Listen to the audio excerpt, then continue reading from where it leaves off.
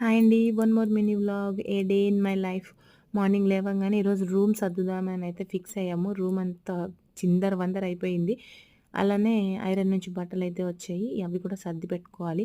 ఈలోపు నేనైతే head bath అయితే చేసేసాను. బయటికెళ్ళాలి. యాక్చువల్లీ కార్తీక్‌కి లంచ్ బాక్స్ అయితే ఇవ్వాలి. సో, దానికోసం అని చెప్పి నేను రెడీ అయిపోతున్నాననమాట. ఈరోజు యాక్చువల్లీ ఐషు లంచ్ ప్రిపేర్ చేసింది. నాకు డౌట్‌ఫుల్‌గానే ఉంది.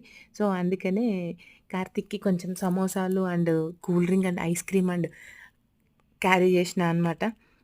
అన్నీ తింటాడు అని మధ్యలో ఒకవేళ ఆకలేస్తే మళ్ళీ ప్రాబ్లమ్ అయితది గదా! సో, వస్తూ నేను ఐస్ క్రీమ్ తినుకుంటూ వచ్చాను. ఐషుకి కూడా ఒక ఐస్ క్రీమ్ అయితే తీసుకొనొచ్చాను. ఇంక ఇంటికొచ్చే వరకు రూమ్ క్లీనింగ్ అయితే మళ్ళీ స్టార్ట్ చేశాము. ఇంకా కంప్లీట్ అయిపోయింది. ఈ లోపల బెడ్ మీద బెడ్‌షీట్ అయితే వేసేసాము. వేసేసినాక ఇవన్నీ ఒక దగ్గర అరేంజ్ చేసేసి పిల్లో కవర్స్ కూడా వేసేసామనమాట. రూమ్ అయితే నీట్‌గా క్లీన్ అయిపోయింది. ఇంకొకటి రూమ్ ఇంత నీట్‌గా ఉంటేనే చాలా పీస్‌ఫుల్‌గా అనిపిస్తది.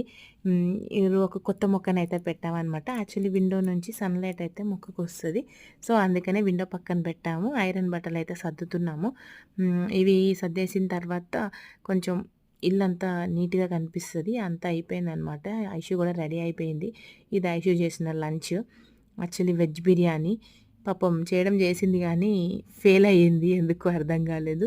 నేను అందులో కొంచెం చికెన్ పచ్చడి వేసుకొని అయితే తిందామని అంటే చికెన్ పచ్చడి వేసుకుంటే ఆ బిర్యానీ ఎట్లున్నా సరే తినేయొచ్చు అని నేను టేస్ట్ అయితే చేశాననమాట.